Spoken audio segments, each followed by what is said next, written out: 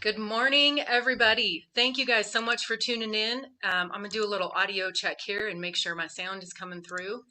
Um, for those of you guys that are on the CNFR page, I'll do a quick introduction of myself and then we'll head on into the good stuff. My name is Heidi Foy. I am the creator of opportunities at Bullfrog Creatives. And, my passion is college rodeo and rodeo in general. And so I started this platform in 2019, and it kind of took off last year when I was at home with my kids. Um, so if you guys are on that CNFR platform, you're going to want to head over. We've done a lot of cool stuff on Bullfrog Creative. So, hey, this morning I'm going to let these guys introduce themselves. What we have for the CNFR morning show brought to you by CINCH Jeans is just kind of a little bit of behind the scenes stuff for you guys to just get a sneak peek. So I'll let these guys introduce themselves and then we're going to do a little wrap up and we'll see where this goes. Go ahead. Chad Smith, athletic trainer with Orthopedic and Spine Center of the Rockies. So we coordinate all the on-site sports medicine care for the CNFR. My name's Colton Crawford. I'm an intern here at the CNFR with the media, and I'm a bareback rider that attends school at Missouri Valley College.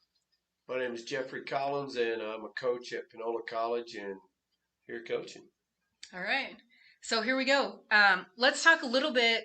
So for those of you guys that don't know my background, I was the openings production manager for 8 years. So I watched the production probably more than I should, especially now that I'm not doing it, because now I'm like, oh, I would have totally done that different. And, oh, why didn't I think of that? There's a lot of, oh, why didn't I think of that? So I think both of you guys kind of have the sneak peek. You're in the production meetings. You've done, you've helped with the event multiple years. So, what do you guys think about the production and maybe even specifically here in Casper, because you guys have been to different locations. So it's almost like an NFR to me. And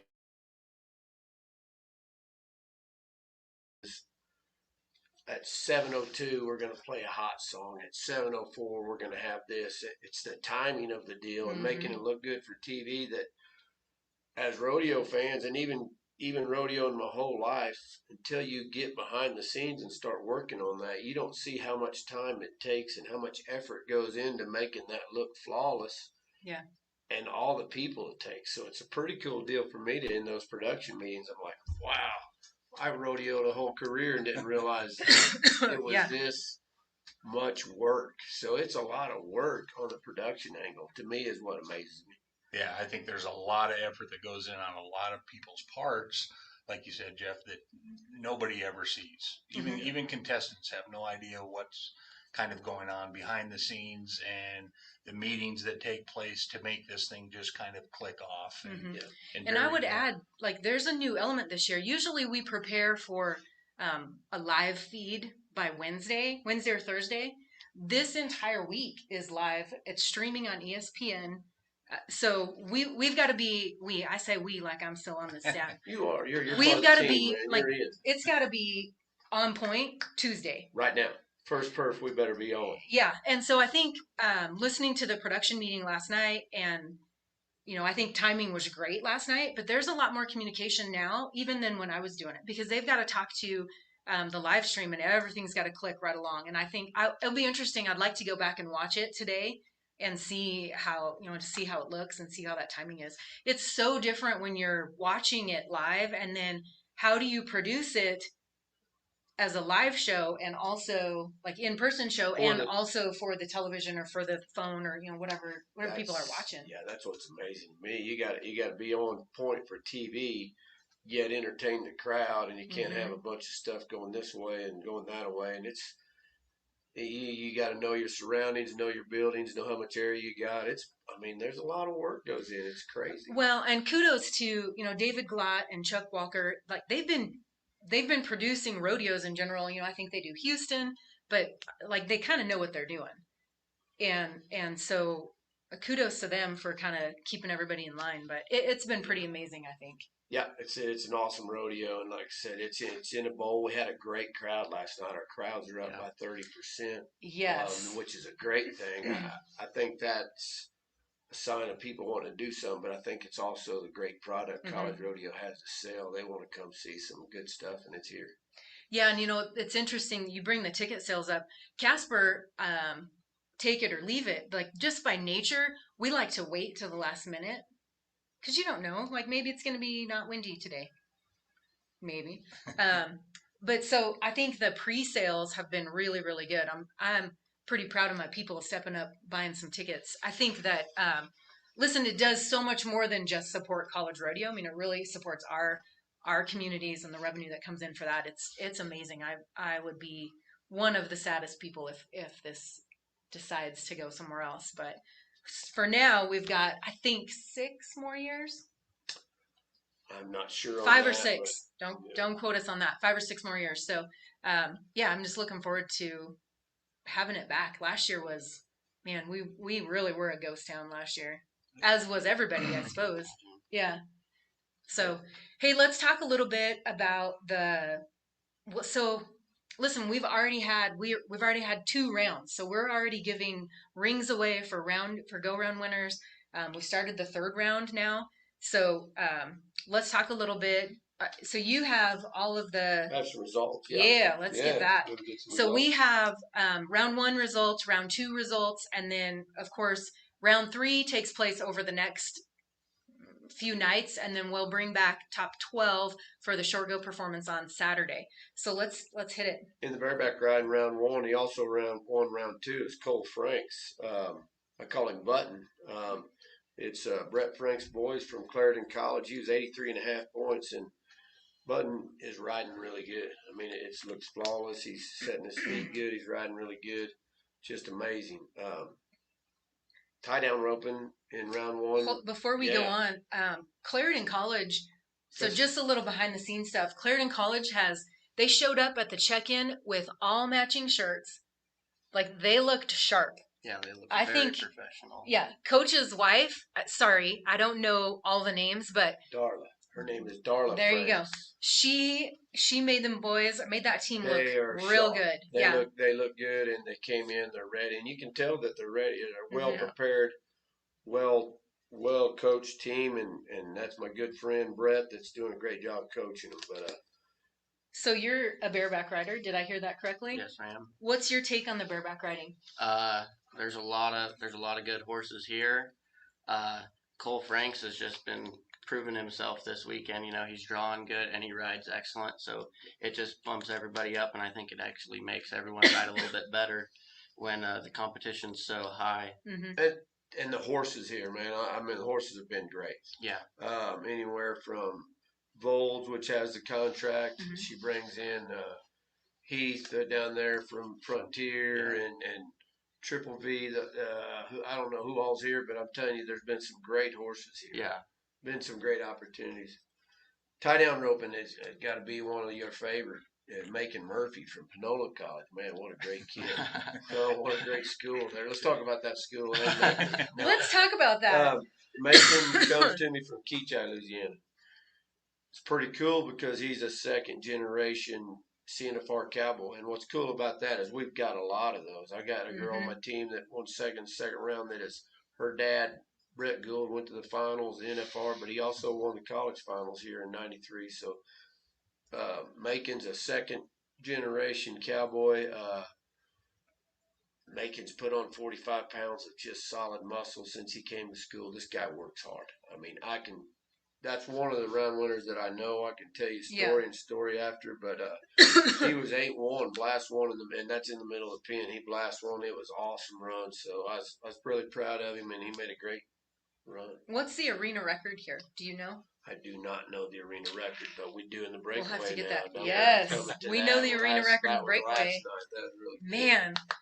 So before we move on, you talk about families and generations that have come back. Last night in the opening, we had kind of our Casper superstars, Kelly Timberman, Jet Johnson, and Frank Shepperson. And what a great, I don't know, it's always good to kind of bring that hometown feel into the opening. But man, those guys kind of really are legends, I would say, in the rodeo world, not just in our community. Yeah. Both Kelly, so Jet is the coach right now at Casper College. Kelly, at a time, had been the assistant coach at Casper College. And all 3 of them give back still. Frank Shepperson, his son, Les, Les Shepperson when I knew him. 2012 Yeah. champion, wasn't he? Yep. And I think he's made it to the NFR also. I've not seen him for a couple years. He may be home raising babies and ranching now, but it's just that generational strength is pretty amazing. And there's a lot of it. Actually, we have several siblings that have qualified this year also. Yeah, that's cool. I mean, it's great when your sister and your brother. It's awesome to watch Yes. them, and it's pretty cool. Yeah. So yeah, that's awesome. Just real quick, we had a bareback rider in the first round of slack get injured, and I was going to talk about. I'm going to give a plug to my old buddy Phil Smith, who sells Phoenix vests. I'm not too sure what kind of vest that boy had on, named Dylan Regan, right? Yeah. And he's doing better now. But how much impact have those vests made, do you think, since you've been coming around? Yeah, we've been covering rodeo with the Orthopedic Center since right about 92 is when we first started covering stuff, and that's right before all the vests came out with Tippery and then into Phoenix and all those vests. And I can tell you from our standpoint,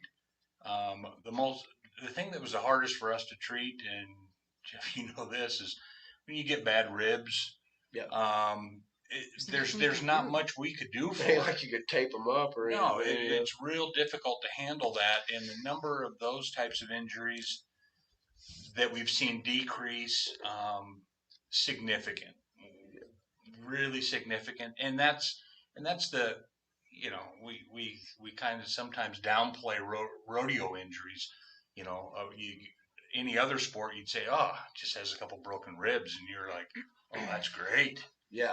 Other sports you'd be going, oh my God, he's got a couple be out for the season. He's got broke ribs. But what it's really done is it's taken those injuries that might be life threatening and brought them back down to survivable injuries. Yeah. Bad things can happen in rodeo, and yes, that bareback rider, without the vest, there's no telling what would have happened to some internal organs, and you can still get hurt. He broke some ribs, but I have 100% confidence that it greatly decreased the amount or the severity of the injuries that he had.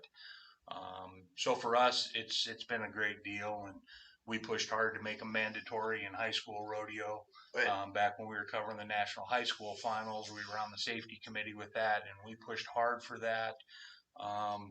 Cowboys typically don't like being told what they have to do. Yeah. But we felt it was important at that time to do that and protect all athletes. And now, it's just like same thing with helmets in the bull riding. Once you helmets, once you now most of these kids have grown up knowing that. They've rode with them. Yeah. So there's not that change of having to adapt to it. But yeah, circling back, he had a big variety pack of injuries, but all of them are survivable. None of them probably will require any surgical intervention. He's going to heal up. Yeah, he's going to heal up. And, you think he was here at the perf last night watching, and, you just don't know if he didn't have that protective equipment on, what his outcome, his outcome would have been. And we've seen a few guys, even in the bull riding, take some pretty good shots to the helmet. And, they still might be out, but they're still here, walking around, being able to do things they need to do. And, you can remember, Jeff, when those guys were riding without helmets, those guys taking horns to the head. Those are trips to hospitals, working on faces. And just nasty injuries. Just nasty. Yeah, it's a different ballgame. I see a lot of even barrel racers now, like other contestants are kind of climbing on to that, wearing helmets and just trying to be a little bit safer. Yep. I mean, it just is what it is. I mean, it's kind of in the rough sack events, it's mandatory, but I mean, those other events, man, I've seen some wrecks in some other events too. We don't even need to talk about the go time because that's a given, but anything can happen really. What's go time? What? It has been super fast up. Yeah. So let's get back to some results. All right. Breakaway roping, man. Breakaway winner Williams from southwestern Oklahoma, 1.9. And we thought that was fast. We did, and it is. You know, Yes. most people can't shake a loop out in 1.9 seconds, and she's got it around one's neck and breaking free. So, how much has breakaway grown? That's what I was going to say. This thing so has many blown opportunities. up, man. It is. Used to when I recruited girls, and that's only been I've been coaching 7 years, 8 years at Panola. When I recruited girls, they would really have one chance at a rodeo career if they had a fast barrel horse. Yes. The rest of the time they were coming, they were going to be school teachers, and they had to hurry up and get their career over like right here.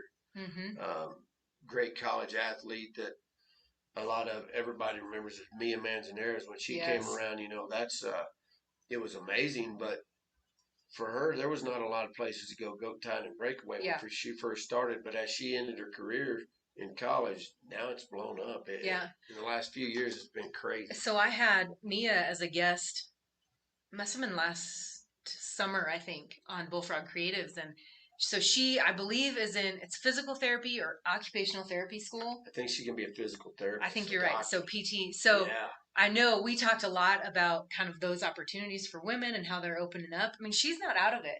She's she'll be back. She'll go be a doctor and get her doctorate degree, and then she's gonna come back. And she'll be back for sure. We can do a whole segment on her. Oh yeah, you know what I mean? we talked for quite a while. And I was like, man, we got to wrap this up. This, you know what I'm saying? She's amazing. But I'm going to tell you right now, winter was fast as I ever seen, and it was a great run. I just can't believe how it's blowed up. And you know, what's cool about the college finals is it's a 4-header. You know, so, but we're saying, you know, if you're at a regular college rodeo and you're looking at a 4-header, you might just go out there and catch. Just go out there and catch. You can't do that here. You gotta be fast. You're going to have to be fast on 4 here if you're going to walk away with the championship. Have the... Yeah, last night. You want to talk about it? Yeah, let's talk about...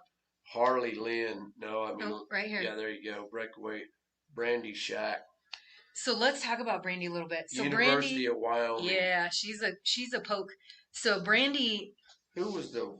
Let's talk about. You go on and talk about Brandy. Yeah, Brandy was.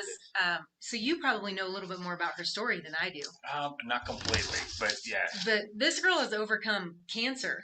Yeah. To come back and compete, and it was kind of a weird. Gosh, I wish I knew some more. We'll get more information for you guys and get back. But she, something in her leg, I think. Yeah, I'm not sure. I couldn't comment on that. That's awesome. Yeah, monumental. I mean, she was out for a pretty decent amount of time and has come back. No, so listen, coming back from surgery or back surgery or ankle surgery, I mean, that's a whole different ballgame than coming back from a fighting cancer. Yeah. So this woman is, like, she's come back on a mission. Yeah. She's, on definitely. Yeah. She was a winner of the second go-round. Yeah. 2 flat, so... 1/100th off of the time of the first go round, but last night. That's what we want to get to. Taylor Larson, Southwest Texas, first girl out. 1-6. Man, talk about set the arena on fire. 1-6 college national finals record. It might be. I know it's arena record. No telling how many records it broke. I'm not a statistician, but it's amazing fast. So round 3 started last night with the first performance. If you're going to get the ring for round 3, you're going to have to be a 1-5. You know, I'm telling you that. Yeah, she kind of set the week on fire. There's going to be a lot of girls gunning for her though. Oh yeah. I mean, there's still a lot left. Who knows what that she is can on, do it. No, I don't know how Taylor did on her other 2. I don't. I didn't look that up, but let's see. Maybe I can do find you have it the real average? quick. Maybe on the Vacca's averages. Oh yeah. Maybe on. So she's 3rd in the average. Taylor Lawson's 3rd in the average. She's 16 on 3. Yeah. Yeah. So she was a little long on her first calf. So on 3, the winner right now is a 7-9 on 3. So that's Zoe Bedke. Man. Yeah. I'm going to butcher these names. Zoe Bedke, Idaho State University. Yep. She was a 2-1 on her first calf, a 3.0, and then a 2.8 last night. So and these calves are running. Yeah. If you ain't watched the perf yet, watch it, because these calves ain't just loping across there. It's a strong pen of calves. They're running. So the other thing to mention too is she's on the team. So that means that she's earning points for her team. Not everybody is on the team, on the point earning team, but these girls are, man, they're here to rope. Yeah, they are. It's been amazing. In the saddle bronc ride in the first round, Garrett Upton, University of Wyoming. University of Wyoming, man, Oh yeah. we keep bringing them up. But Listen, Garrett I've Upton, heard some things. UW, I think it's got to be close between University of Wyoming and Montana State, but I believe they have the most contestants. They have the most student athletes for the colleges between. It's got to be close because I've seen a lot of vests running around. Oh, but I have seen a lot of brown vests, like enough to make me sick. I don't know, it makes me kind of proud. I know it does. I know it does. But Listen, as a coach from another team in Texas, I know. So, but you're a I'm a Wyoming Grizz. girl. Well, Yeah, so I'm a Wyoming girl. So I always vote. I always cheer for the Pokes, but I went to the University of Montana. So you kind of. I see those blue vests. You sound like me. You're riding the fence. I know. You're I right know. in the middle of that. I've got to because I'm from Wyoming, but I went to college in Montana. So I'm a Grizz and I'm a Poke, and then I'm also like I'm kind of torn because Montana State, As long like as you they're don't poke representing. the Grizz. Yeah, Yeah. well, that's true. That's true. You're a Grizz and a But poke. super proud of both those colleges, man. Yeah. Both of those coaches have worked hard to build programs. Yeah, and in the regional rodeos this year, Wyoming just ran away with it. Yes. They were just from the very first regional rodeo through the end of the year. There was no doubt who was going to win that region. They just kept it going, and they've got so much depth week in and week out. And there's a lot of guys that didn't make it here on the men's team. A lot of women that didn't make it on the women's team that had really good years. That got in there and would score a lot of. Well, if they weren't on the team, they weren't scoring points, but nobody else was scoring the points. They steal some. So yeah. Yeah. But 79.5 points for Garrett, and let me tell you something. If you're 79.5 points here, you're scraping it out of one, don't you think? Yeah, I mean, and I'm not saying they're scoring low or anything like that, but I'm telling you, if you're going to have to earn them here. Yeah. It's looked like to me. And if you're scoring points like that, then you're going to be sitting good in the average at the end of the week for sure. Yeah. So, do you know Garrett? I used to rodeo in this region actually before I went to Missouri Valley, so I knew him a little bit. Mm-hmm. And I mean, back in the day, it was like 2 years ago, he was still riding just as good. So it's what do cool. you think? Is he a senior? You think he's going to be a senior? I think he is. Yeah. So there's a lot of I've heard this year a whole lot of freshmen. You know, I've got a lot of freshmen here that are coming back, and that's what's really cool. You make the college finals your freshman year, you get battle tested pretty quick. And as a coach, when that happens, you're like, even if it don't go great for them here, you're like, now you know what we're working for. Yeah, this kind of the bar. This is the standard of what we've been working for. I'm telling you where we've been. You're a big fish in a small pond. But where we're going, there's going to be a bunch of wolves. And you try to explain that to them. But until they get here and they feel this pressure, they feel that energy, energy down in that arena. Yeah. I mean, you as a coach, still I get goosebumps because I can feel it when they drop the flag and do the national anthem. You know, the hair's just standing on end. Even in that tunnel back there, I mean.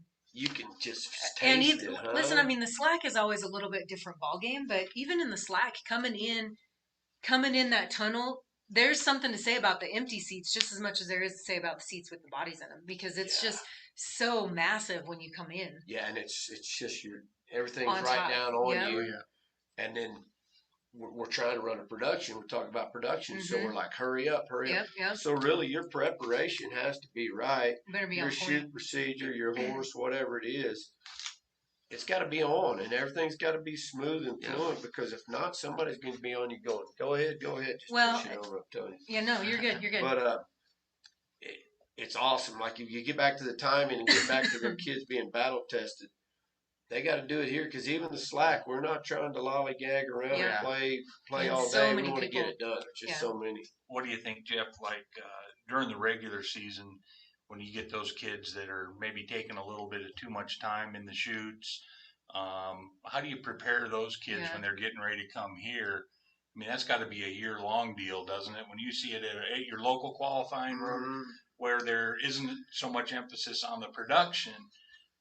You kind of got to take it easy. How do you get those kids kind of mentally ready and let them know that, hey, this has to be, it's like a pre-ride routine or a pre-run routine has to be consistent. How do you get them kids to move into that kind of a mindset where they're like, so that when they get here, it's not. smooth and fluid. Yeah. And it doesn't rattle them. Yeah. For me, it's daily in our practices, Yeah. and it's what I tell kids: where does doubt creep into your game? When you're running your hand in your rigging, when you're pulling your rope, that's where if it's going to try to come in. So we got to stay so focused that doubt There's no cannot room for creep that. in. And when we're staying focused, we have to have our shoot procedure and set your routine where it's a habit. Mm-hmm. It's a habit, and it's smooth and fluid, and we got to get it going. And you got to be able to do that under any kind of circumstances. Yeah. Stay focused on what's important now, the win method, what's important now. Handle it and get you. But the shoot's the most dangerous thing in the world. Yeah. Get in, get on out. On the timed event ends, man, that's where things can creep in. You start wondering should I see that ear? Do I need to see that nose? What you start second guessing yourself. Figure out what you're going to see right in there and get it. Do it. Yeah. So, and I would say too, at the college level, I mean, I think I talked about this with the judges. It's kind of like a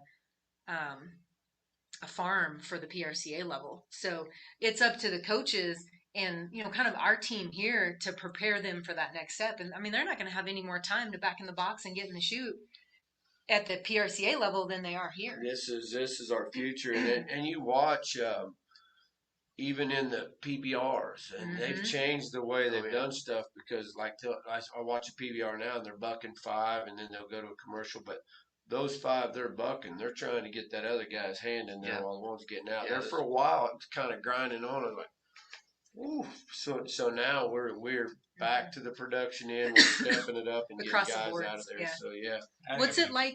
Makes a better product for the fans, even everybody that's involved with the rodeo, whether everybody likes to see their rodeo click off. Yeah. Whether it's a regional rodeo, CNFR, whatever, wherever you're at. I think we've all been involved with rodeos that don't exactly click off. And you're like, oh, you go from you go from watching a college rodeo to a high school rodeo, then you can see the difference. Yeah. And I mean, it's just the experience. The kids that are in high school, they're still learning. Really, they're still learning how to get in, some of them probably still learn how to get with their horse, at that point. Yeah. So, and what I see at the high school level, some of them are Snapchatting while mom and dad's out there putting on the rodeo, and I think they're starting to change that a little bit, where kids get off sorting cattle, and it's kind of getting back to, remember when we were kids, you had an event rep, and you put on your rodeo, like if you was the goat tying rep, you had 6 or 8 girls working for you, and they knew what to do. Yeah. And we're getting back to that. So kids come to me when we have our college rodeo. Yeah. You're gonna have You'll to work. See Kenny's gonna be the same way. All the coaches are gonna be the same way. Most coaches are getting, not all of them, I guess I should say most, but most of them are getting to the age where they don't need be back there sorting. They can just kind of pick up a group of guys and your side. Yeah, here you go, guys, and make it happen. Weekend, yeah, and it's good. It's great. Just talking about fast though. Bridget Anderson and Zane Patrick had a little tie there in the steer wrestling. Bridger's from Northwestern Oklahoma State University, and Zane Patrick's from Mid Plains Community College. Northwestern. 4.5. Those boys are getting it. And those steers are pretty rank here, huh? Yeah. What? They've been pretty tough. So if you slide one, throw him in 4.5, you're doing something. And then I think last night he went 3.9, and then his teammate went 4 flat too. So there's a bunch of them. Wow, putting out fast times. This should be steer wrestling last night's. Should be right here. Let's see, steer wrestling. So Gavin, oh my goodness, I cannot say that name. I feel like I'm showing my age. I gotta hold this out a little bit. You need my glasses? I might. What's that? How do you say that? Gavin. Go, Gavin. I don't even want to attempt that. Soleil? Yeah, I think that's, Okay, Gavin from McNeese State. I've got... Gavin Swallow. And, what? Yeah, Swallow, that's how you say that. Gavin's a bad dude. Sorry, Gavin. That's the second round? Yes, sir. Yeah. So second round was a 4-1. Surely I had go 3. The steer wrestling results. I had everything except for the steer wrestling of course. in there. But anyway, 4-5 in the first round. Bridger Anderson, Zane Patrick, good job. It was tough here, and it's going to get tougher. Like we said, Gavin Swallow is a second round winner from McNeese. He's in our region. I see him all the time. That kid's tough. The other two guys, Zane and Bridger, I've only seen them, but I know the coach at Northwestern Oklahoma State kind of has some Bulldoggers. You know. Oh yeah, mean? that's a So, Bulldog in school for yeah, sure. so it's Bridger, was top 10 at the NFR. Yeah. So Oh, yeah. he's to him. He's been here before. Yeah, he knows the pressure And he you can missed, handle it. He missed that second steer, which hurt his chances there. And you can look at this coming into it, and you see Bridger's in the draw. I was like, man, the guys are going to have to rodeo. wrapped up. Yeah. You think that wrapped Not up. always. And Not always. Not so much. Then they missed that one. He missed that one steer, and now things change. Now it's so cool here because, like I said, the four-header just plays in. Man, you got three in the short, makes a four-header, and that's tough in any event to go out there and be that awesome 4 times. It's like a mini NFR, man. It is. It's CNFR. It's its own deal. Yeah. And it's tough. It's amazing. Well, I see we're about 30 minutes in, boys. So why don't we take just a little 30-second break? I'm ready. All right. You guys will be right back. CINCH Morning Show. CNFR Morning Show brought to you by CINCH. Stay tuned.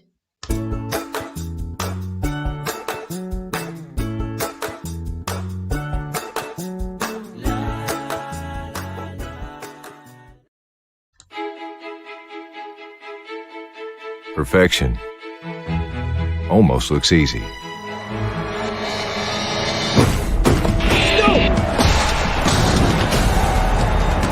But it isn't.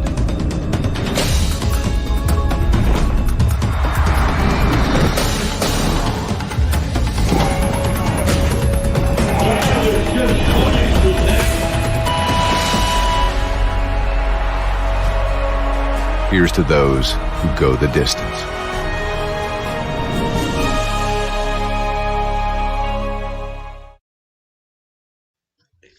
All right, guys, we're back. We were just talking about the goat tie-in when y'all were watching our commercial here, but so Montana State is representing in the goat tie-in, and so Montana State has 2 sisters that qualified in the goat tie-in, Paige and Shelby Rasmussen. Shelby is a senior this year. Paige, I don't know if she's a freshman. I'm gonna find out probably real quick, but if you guys are watching and let all of us know. Paige, I don't know, man. Shelby has had a very successful rodeo career, and her sister kind of stepped up the game this year. She has tied 3 goats in the 6. Sometimes it would be great to have your brother or sister here. And sometimes it'd be Sometimes like, it you wouldn't. sorry booger, So, yeah, Paige was 3 goats and 6. First run of the rodeo. First goat tie Literally, run of the rodeo comes out. Gunner. Boom, 6 flat. I'm like, just started out like that, huh? Set the Just go ahead and standard. get ranked right now. I think it kind of took the steam out of the crowd a little. I mean, they were excited to see the 6, but then But then everything after. there was a 6-4 in there, a 6-3. You're Some of supposed those to be throwing your 6s. hat and going wild, and they're like, Yeah, anything. It's not the 6. Yeah, anything sub 7, the crowd ought to be. Jumping up Yeah, and I mean down. that's a good run. So Paige was 6 flat, followed by 6-5, 6-5. Oh my goodness, 3-6-5, 6-6, 6-4, 7-8. So those are some good runs. Yeah. Everybody Yeah. kind of took it for granted. Paige knocked one out, and then everybody was like, "Oh, just happened really quick. Yeah. You better hurry up and watch because that goat tying is so fast here and so exciting to watch. It's just bam, bam, bam, and girl after girl. It's like it's They're amazing. tough. It's come. Yeah. I think it's come a long way. As sports progress, there's a lot more clinics. There's a lot more people teaching it the right way, and they know they got to be fast. I mean, even in the regional rodeos, it's freaking cutthroat. They got to be quick. So let's talk about that. Heidi Knapp, who is not Heidi Knapp now, it's Heidi Geeson. She was one of the first goat tiers, I believe, won the nation. I know she won the Central Rocky Mountain region a few times and represented well. Yeah. at the college finals, but she was one of the first ladies that I'd ever seen gather in the air. Yeah. Which they may not even call it that anymore, but the feet were there when she landed and she went on. And I think that took off shortly after that. I mean, so that would have been, Careful, you're gonna I be know. Yeah. He's gonna That to would go have ways not back. been, we won't even talk about dates. But I mean, so I think college finals were in Bozeman. I That think would she have been did in the compete. I know I was there in '93. I think she did compete in rapid. Mm-hmm. So kind of right around just before it came to her hometown. Mm-hmm. So I mean, all the Knapp girls, there's 3 of them, and they were super handy. But Heidi was one that really took off in college, and I see so much more of that gathering in the air. I know we have a friend in here that will not leave us alone. One fly, I don't know how he got in here, but almost every goat tire is doing that now. Very rarely will you see that scoop, because that's just that much more time before you can get to your string. Yeah, it seems to me kind of like almost like bulldogging. There seems like so many ways, and as a coach, I'm like, I don't care How you which do it. way you do it, just do it fast. Yeah. Make it happen fast. Yeah. So seems like there's so many ways in every event, but she was super fast in the goat tying, and just that's an unreal event to watch here. In team roping, we had Wyatt Murray and Whit Crozer, Panhandle State, 6 flat. How tough is this team roping guy? Man, it's tough. I was trying to find I'm going to those say boys. on 3, it's not quite as. Like I said, there you go. You know, you're trying to be fast every time, but you don't want to be doing anything dumb. So it's just tough. I don't know what's winning the average right now. At the first round coming back, it's not real fast. It's 20 seconds on 3. Mm-hmm. But when you divide 3 by 20, it's right there around 6'5", 6'6". That's hard to beat. But these guys go out there first round, get the ring, 6 seconds flat. Pretty awesome. Don't know Wyatt Murray and Whit Crozer what they did on their second one, but well, I don't see them in the average. yeah. So they won first round. Never know. You come do the best you can every night you're here, and then the average kind of takes care of itself. It's not. I mean, it's not unheard of. I've seen the team roping take a turn for the worse, and then you end up coming. You get some people come back with a leg. Yeah. Yeah. So it's not over. Yeah, I mean, it's in not any over, event, truly, it's not over. It's we're talking about round 1 just getting started. Do you know Taylor? Taylor, I don't. But let's talk before we go on to the barrel race, right. and let's talk about Lane Cooper, Blake Bentley. Lane's from Sul Ross State, and Weatherford College is where Blake goes to school. They were a 5-4 in the second round. So in the third round, we've got to talk about these guys. Jarrett Whitman from Montana State and Tegan Leno. Also rodeos from Montana State, but Tegan is from Sheridan, Wyoming. Mm-hmm. So they won the round last night, and the crowd showed up. Yeah. There's nothing better than being from Casper, but being from Wyoming, that feels a little different when you've got that many people behind you. And I would also say that this crowd, we cheer for everybody. This crowd cheers for everybody, but you can always hear a little extra for the Wyoming kids. You do. And Tuesday night perf. Best crowd I've seen. Oh my gosh. Tuesday night. You looked at the bottom, it was pretty full on the bottom, and then we had some up top starting. When this thing's packed at short round night, it's unreal. It vibrates the walls and the roof. You know, the crowd is really good here. And I know at your regional rodeos, it's a lot of moms and dads, a lot of grandmas and grandpas. I think it's a lot of grandmas and grandpas and mom and dads here, but they just come and just because they're old don't mean they can't scream. They raise the roof, so it's pretty cool. The Slacks even had really good attendance. There was a lot of people there. Do we get are the Slacks aired on the ESPN2 as well? They were not. Because the Slacks are so awesome to watch it. Yeah. And a lot of people from town come out to watch them, or a lot of the ranchers from around town come up to watch them. It was actually getting pretty loud in there. It's pretty awesome to watch the Slacks. They go off, like you said, like a perf. Yeah. There's really we need to rename it instead of Slack. Yeah. Call it something else. Matinee. Yeah, that's right. It just needs to be the matinee. Yeah. So they're good watching. Actually,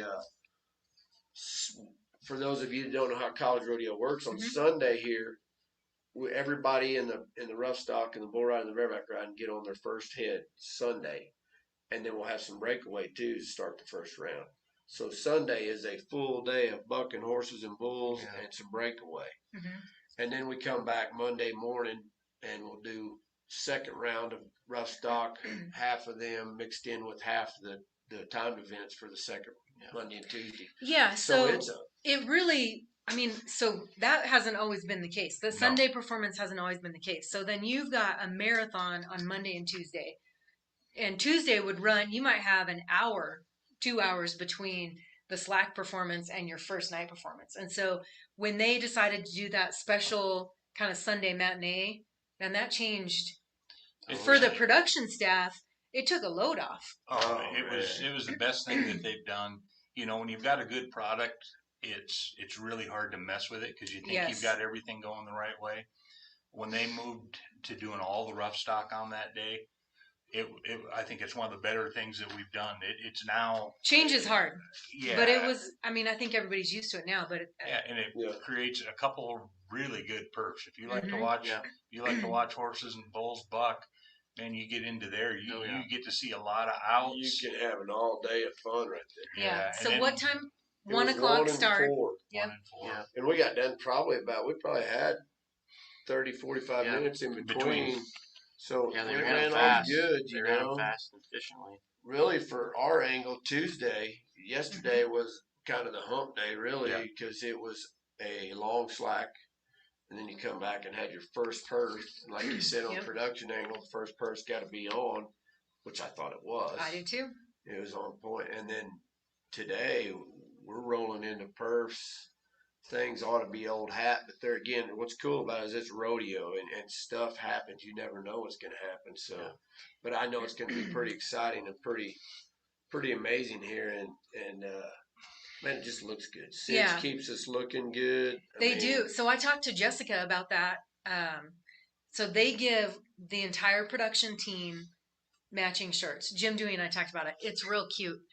That's what we talked about. That everybody matches, but then if you're a contestant, if you're a contestant and you've got a question, you know who to talk to. If they don't know the answer, they've got a radio. They can get you the answer. But so she told me it's over 100 shirts per performance. Yeah, so you're looking at 4 purse, over 4 shirts they're and there again, think about that, just prepping for that, getting sizes, who goes where, colors every night, Well, and Jim Dewey sticks it out there. Can you imagine getting 100 of the same color shirt? Yeah, and you're like, especially this year. So it's CINCH does so much for us here at that, and then the people that it takes that. Not paid people. We're talking about people that are just doing extra stuff because they love rodeo. Because they love rodeo and they want it to look good. We want to come when we're on TV and have a product. And in my mind, I'm a coach, but we got the most amazing product in the world. We're investing in our youth. We got the future of tomorrow's rodeo, and then we got an atmosphere that's so exciting and so challenging down there in that bowl. Yeah. So it's cool. So CINCH does a great job. It's awesome. So I can't go past the team roping without mentioning we do have a couple Casper College teams. I know Wheaton Williams and Jace Engesser. Wheaton's with Casper College. Jace is at Gillette. They were 5th in the third round. Listen, we've got to talk about, because I don't see in the average. That's what the Jets boys. The Johnson boys. Well, they've came up, Jet. They were destined. They're coached well. They're prepared well. They probably know me telling how many steers the guys have run together. But they were fast. And as a coach, when you come here and you got a team on the team roping, it's a double whammy for you, man. It collects you some points. So Jets Bronc Rider did well in that first round, right? Yeah. Had Bull Rider maybe do something, and then you've got them 2 teams in there ding it in that first round. First round, Jets over there puffed up. Yes. It should be. Had a great first round. So there's so many teams that have got multiple kids doing well that it's going to be a battle for the team championship, both sides, women and men. It's tough. Yeah. What's fun now is like, even though we're early in the week, they start counting. yeah, we're counting now. I mean, so the rest of the performances just wrap out the third round. So every night these kids are going to be gunning for that. Oh, yeah. For that. For sure. You know, And anything above 12. And it changes. You can look at those team standings like I was doing the other night after after second round was complete. I'm looking, okay, I'm going to see where these teams are stacked up. And you look at it, and it's fun to look at it early, but it changes. A barrier things change so much. And that thing can get really wild, even going into the short round. Almost way ahead of ourselves, but yeah. And I never look at points, but it's almost a fun game to do it here because you're like gambling on you, and then all of a sudden you're like, that team's down there around 17th. You're like, whoa, they fall off, and then the next day somebody does something, and they're right back. Yeah. So it's pretty. It's a up and down. It's a doggone Ferris wheel. It's what I don't know how I want to say, but it's yo-yo in a little bit. Yo-yo. It's like a dang yo-yo. Yeah. So it's pretty cool. What about our barrel racer, Taylor Munkins? She Montana was from State. Montana State. Goodness gracious. Again, what do we? Listen, look at Montana State. So Montana State had 2 women win the first round, win an event in the first round. Impressive. Yeah. And what do we've got? You know, they didn't win any rounds in the second round, but I know they're still up there in the average, which is pretty and you amazing. look at them last night. Yeah, no, that's not going to be. Yeah. Either way, I mean, it's good. So they're definitely a team to watch. She's a 14-2-4. Wow! Last night, what won the round last night? Last night, winning the round 14-11. So they're just getting faster. Do you know what the record is here?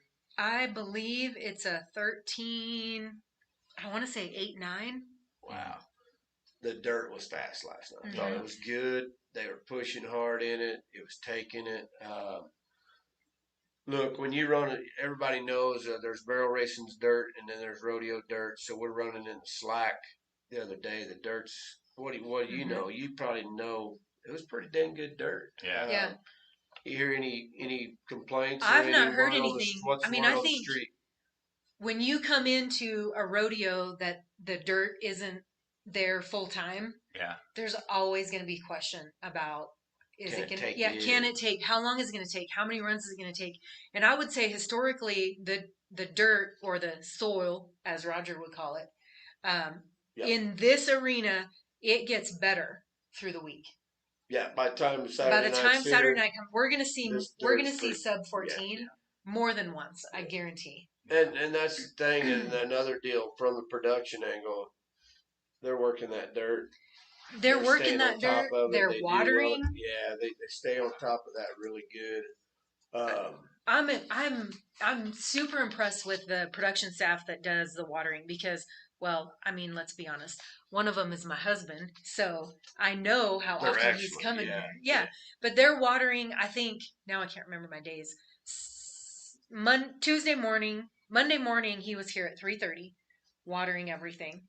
Tuesday they came at midnight and watered some more. I mean, it's not, y'all don't even see what's going on and how much work is put into making sure this dirt, I mean, it's more than just it's good dirt. It's got to be safe because if one of those horses, I mean, it can get bad. You know, go talk to Taylor and see what she'd take for her horse. Yeah. You know, running a 14-24 and then the second round we're winning it with a 14-11. This dirt's pretty awesome, but these horses are amazing. And Taylor, I don't know. So second round, 14:07. Seven's winning it, yeah. Yeah. So I mean, that's tight. That's close. That's what you want to see when you're taking care of the dirt. I guess like at my college rodeo is just a kind of an even crack. I don't want.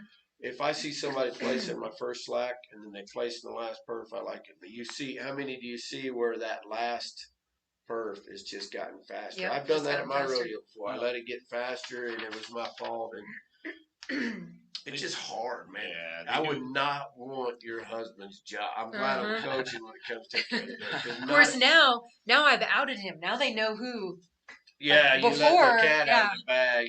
Sorry, guys. Now they're going to be dinging on your deal. I know. They're here, going to be so- like, oh, too much water today. Yeah, oh, but yeah. I think- Yeah, whoops. But I think last night's run that won that last night, Mhm. she was the last one to run too. Yep. So I Yep. mean that just shows you ground's holding. It's not just on the fresh Yeah, that's ground right. or right after the rig. Yeah. She's, you know, when you can clock that and you're at the bottom of the ground, Mhm. two things have to happen. One, the ground has to be good, and you have to be mounted pretty Yeah. good too. Yeah. So Yeah. I think the combination of the Come two get there. it. So, do you still have to go? Yep, I'm going to talk about this Okay. bull rider real quick. Do it. Talk about some bull riding. Round one, go round winner in the bull riding. Cole Skinder, he's from Three Rivers College. Do you know Cole? Yeah, he's in the Ozark region. He's a really good bull He's rider. from Arkansas originally, and He won the region there. He's Mm. bull rides riding. bulls really good. He's 84.5 points. Guys, they didn't ride very many bulls. You get a bull road, Oh yeah, and it's sitting good. It's actually pretty good. Yeah. Yeah. So bull riding's tough here. It's not, Man. but it's not just tough here anymore. It is tough everywhere. When we're making a living riding 40% of our bulls, when I was rodeoing, if you weren't riding 60s, 70, you know, Jim Sharp, Tuck Fiedemann, Ty Yeah. Murray, them guys are riding 60s and 70% riding average.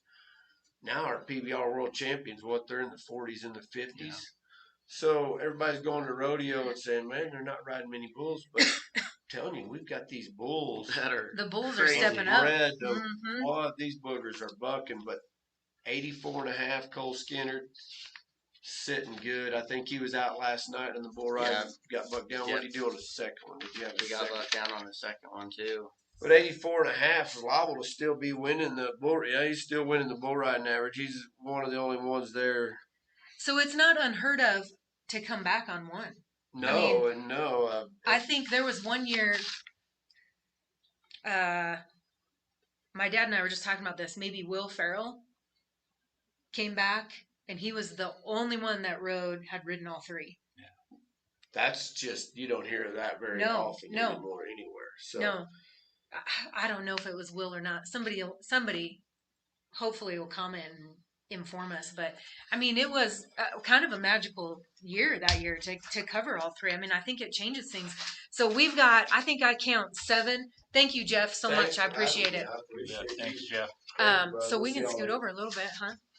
Do you need some help getting out there? I got you Oh, locked it's in. not light down there. No, you can go ahead. I'm going to put her right there. You stay busy. Okay. There we go. I still will not. See y'all. See you. Thank See you. Jeff. So, sorry, now I got lost. So 7 people covered their bulls in the first round, and if I can count, 5 in the second round. Yeah. I mean, I think, just like Jeff said, the bulls, and we talked about this, the judges and I talked about this yesterday in our interview. It's a different level of stock across the board, not just in the bull for riding, sure. but in the bareback riding and the saddle bronc riding. Like, you know, competition people have been breeding for specific traits for a long time, but now we're seeing that in the rough stock, which is, I mean, things are really clicking, and it's pretty beautiful when you can get that rider and that horse or that bull even in sync. I mean, it's a whole different level, I feel like. Yeah, they're bringing in top tier livestock. You can go look at the PRCA website and look at stock stats, and almost all the animals here have been bucked at pro rodeos. So the kids are getting on high quality animals, and so it makes it really good competition to watch. It'll be curious to see who does step it up in the bull riding because, you know, I mean, it's not everybody's- over for anybody by any means. No, and that usually will, very rarely is it locked up by the time we get to the short round. There's some guys obviously that are out of it that come back on one, and somebody might have had 3 that are covered. Yeah. But it's always interesting to see how that thing usually stays pretty wide open right Yeah. until that. Oh yeah, until for that sure. night. I think there's the 2 kids from Three Rivers College are like 1 and 2 in the average. Yes. Holden Moss, he covered 2. He's covered 2. He's and the so- only one Yeah. so far. And then his teammate Cole Skinder won the first round, so they're definitely a bull riding school for sure. Well, and I would add both of them are on the team, on the points earning team. So back to that team standings, it can change. Oh yeah, for sure. All right. You guys have anything else to add? No, it's just been, we're off and rolling, and hard to believe we're pretty much over 2/3 of the way with all of our outs for the week. Mm-hmm. When we get to that point, and now the picture will start becoming a little bit Yep. clearer for everybody. Yeah. As far as where they're standing, and every night that picture just gets a little more clear until we get to championship on Saturday night, and I'm excited about how this year's Yeah. shaping up. I mean, a lot of the athletes, they see the times that they got to beat, they see the scores, and then you get one more perf to compete to try to do that. So I think it's gonna, it's really gonna raise the standards, and people are gonna be going out there and trying to be big. It's go time. Yeah. I had a really good conversation. I think I told you about it, but on Bullfrog Creatives, I walked around yesterday in the parking lot, and I felt kind of like I was a lost dog or something, just walking around looking for somebody to talk to. But I came across, I gotta find her name, a goat tire that was competing here, who was also being helped by a coach by Jordan Thurston Miller. Yeah. Jordan won the nation in the goat tying, I know, at least once. Yeah. But to see that camaraderie, and she really did not want to be interviewed, but she did. I guess that's what happens when I walk around Facebook Live. Like, you don't have a choice. I'm already here. Yeah. Sorry. But she kind of brought it up. They were talking about how, gosh dang it, I wish I could remember the name of the gal. Terrible about that. Anyway, somebody will comment and let me know the name of the contestant that she was kind of coaching on. She said that she kind of had a little bit of a mental block for the first round. And so we talked about that, at this level and at the professional level. My friend is back. The competition and the talent is just about the same. And where you set yourself apart is in your mental game. Oh yeah. I think it gets real hard. When I was competing, I tried not to look. I just tried to go and perform. Yeah. And, kind of not really cross your fingers and hope that what you've done is going to work. But that's almost your best bet, because if you back in the box, I don't know, I think there's nothing worse than hearing Boyd say, she's got to be less than a 3. Yeah. Like, just hearing that in the crowd, like, oh my gosh, could you put any more pressure on her? Yeah. And it's great. It's good. It's informative. I don't want them to stop doing that. But how do they get past that? I mean, you're a contestant now. I mean, how do you get past that? You just shut it off and just. Do you even hear him? Oh yeah, for sure. You got to have like a super good mental game when it comes to rodeo. If you want to compete at the college national finals, you're talented with what you do in the arena, but you got to have a good mindset when it comes in there to just be cool, calm, and collected. Mm-hmm. And because if you crack under pressure, you're just not going to be competing good, and you got to have like a super tunnel vision. Yeah, like tunnel vision is a good way to put it. At a stage like this to compete well. And you do see it a lot, the guys that you see pro rodeoing a lot, and these girls that are going to, jackpots and rodeos a lot, they're the ones that are putting out the big numbers and proving themselves that they can handle the pressure. Because like last night, the arena was packed, it was loud, it was exciting, the music was loud, it was a super cool experience. And just to have that be night one, just imagine when Friday comes around. Oh, man. And knowing what you have to be to make that short round and have a chance and represent your school, you're gonna see the kids that are gonna crack, and then you're gonna see the kids that are gonna be winning the saddle at the end of the week. Yeah, for sure. So let's talk real quickly. We touched on what you guys' role here is during the week, but I want to come back to that a little bit. So for those of you guys that aren't kind of aware of it, Susan Canode runs the media office and kind of keeps everything in line as far as media is concerned. But that takes a lot. Kudos out to her. She's been doing it for, she just told me she started doing the media, I think, when we came here in Casper. So 20 plus years, I believe. I probably should know that, but I do not. Somebody can tell me. But it takes more than just her. I mean, she's responding to email requests from other media outlets and also trying to create her own content for the CNFR. And that's where these interns come into play. So we have 4 interns this year. Each one will kind of have an opportunity to join us on this broadcast. So I'm pretty excited about that. I know they were real nervous because they thought you were going to show them up. So we'll see how the week goes. Maybe we can have a vote and see who did best. This is like a super cool opportunity to get to be a part, and everyone knows Susan. I've worked for her for like 4 days now, and in the past 4 days, like I've got to really know her, and she's just the sweetest, kindest lady, and she's such a good boss to work for. And everybody that comes in that media office knows her, and and she remembers everyone's name, and everyone always greets her with a hug, and it's a privilege to get to work with her because I'm getting to meet all these great people behind the scenes of the CNFR. And if I was just a contestant, I probably wouldn't get to meet half the people. No, and I think it's good too because one, and that's what we're all about here on Bullfrog Creatives is building relationships. And I think at your age, it's often hard to know that those are the relationships that make it down the road. That's what helps you establish yourself in something else. So it's great for you guys to have that opportunity. Also great to have the interns to help the media. I mean, y'all are doing the run-in and the media are just sitting on the stage. Yeah, so they're not even allowed to go like anywhere in the arena. They come up to us, they ask us, hey, I need to talk to this round winner, or she had a bad time. And so if we can't find them going out the out gate and exiting the arena and trying to grab them, then we're sending them a text. We're calling them saying, hey, can you come up here and do a report for the Casper Tribune? And there's like 15 reporters and people up there, and they're just typing away, and we're bringing them to them. And and we don't ever see it. Nobody even knows that this is going on in the background. We see the cool story in the paper or online, and you don't ever see the legwork that goes into it. And so there's a lot of behind the scenes stuff that like I took for granted. For me, just rodeoing in my region and just being a college athlete, you really don't think about the stuff. You just drive to the rodeo, you compete, and you go on to the next one, you go back to school. But getting to like actually get here at 5:30 in the morning for a slack and seeing like all the bright shining faces and people that are putting this together. So much. It's super cool that you kind of just got to be grateful because this is the first time I've actually got to see something like this, and a lot of people probably wouldn't understand it. Yeah, for sure. So Chad, we've talked at length. I'm real familiar with that trailer, unfortunately.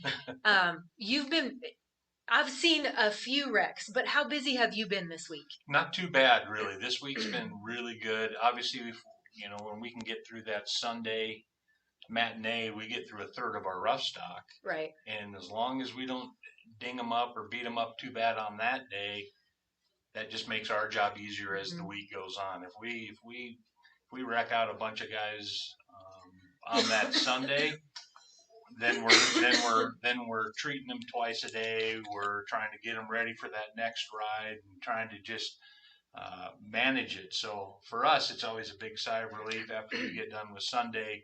Yeah, if we don't have a high injury count on Sunday, that sets up Monday for being a better day for us, Tuesday. So we've had about, we kind of classify, if people come into the trailer, obviously they can come in, the rough stock guys come in and get tape. If they need to tape, most of them tape themselves, and we just provide that tape for them.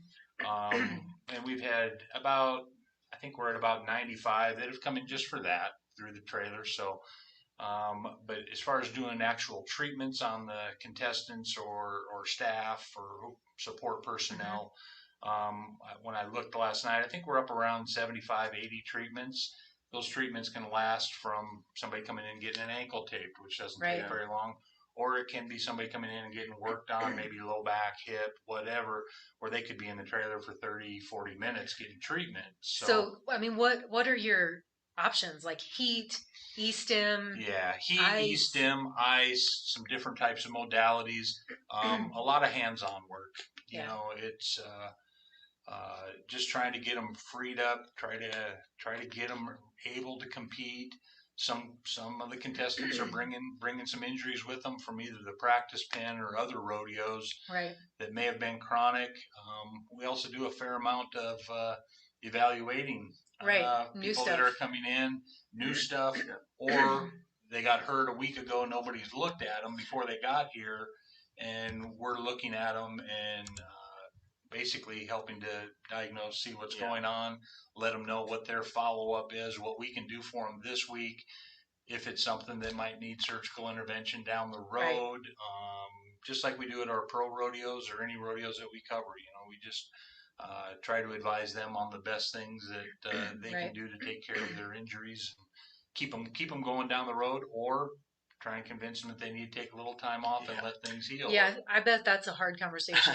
It is, but after doing it for so many years, rodeo's a hard sport to compete in when you're healthy. Mm-hmm. When you're healthy, it's challenging. I mean, it's especially here at the CNFR. There's a load of good contestants, and we talk to them. You're at 50%. Are you at 50% as good as the rest of these guys or gals that are competing at 100%? Yeah. And same thing in the PRCA ranks. We talk to them. You got to be functioning at a pretty high level to be competitive. And if you're not going to be competitive, there's no sense getting on, risking further injury, wasting entry fees, stuff like that. So it can be a little bit of a challenge, but at the end of the day, that's the nice thing about rodeo. Everybody's their own boss. We advise them on things, and they make that decision. Here, a lot of times that decision is made with the coach and with the parents as well. So yeah. Well, we're coming up on the 1 hour mark. I appreciate all the information. I think it's been a pretty good show. We've had some good viewers. Hey, you guys, keep tuning in. We're going to be back here every morning at 9 a.m. We will live stream on Bullfrog Creatives Facebook, Bullfrog YouTube, and then we'll also live stream on the official CNFR page. I would encourage you guys to go over to Bullfrog Creatives. There's a bunch of kind of behind the scenes stuff. The interview I was talking about, Jordan Thurston, is up there. And then during the last year, I've done a lot of college profiles, talking about different rodeo programs, talking to different coaches across the country, talked to some great alumni, Luke Branquino, Mia, that last name. I had to practice that last name. So Manzanares. But lots of good stuff. Unfortunately, when we were shut down, had to come up with different ways to keep talking about college rodeos. So I encourage you guys to go and take a look at that. And of course, special thanks to CINCH Jeans for making this happen. Clearly, we just want to get as much information to you guys, to our rodeo fans, as possible, and we appreciate you guys tuning in. If you have questions, please comment, and we will answer those questions back. And we will see you guys tomorrow morning. Have a good day. Perfection almost looks easy.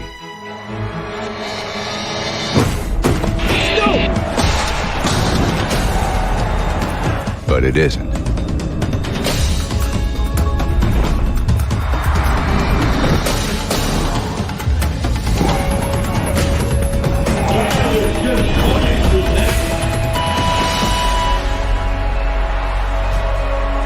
Here's to those who go the distance.